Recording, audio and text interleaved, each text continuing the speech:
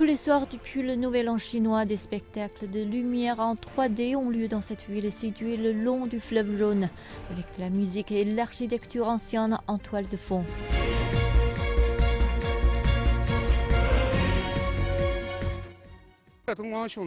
Je n'ai jamais vu un spectacle de lumière comme celui-ci dans toutes mes années passées à Lanzhou. C'est vraiment excitant, je suis aussi fier. Des spectacles comme celui-ci, j'en ai vu que dans d'autres villes ou à la télévision. Maintenant, nous avons le nôtre. À Lanzhou, c'est vraiment excitant.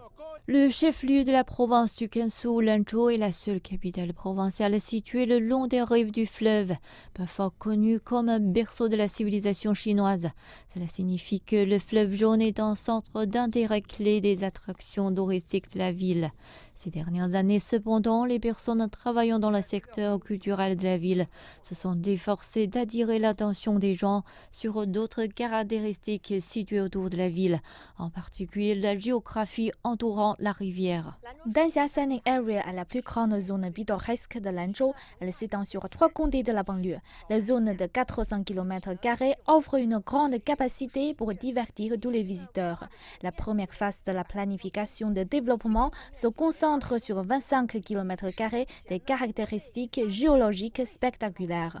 Je suis sûre que les visiteurs passeront un merveilleux moment à l'explorer. En tant que l'une des plus grandes villes du nord-ouest de la Chine, Lanzhou est également un important centre régional de transport reliant l'ouest à l'est du pays par voie ferrée.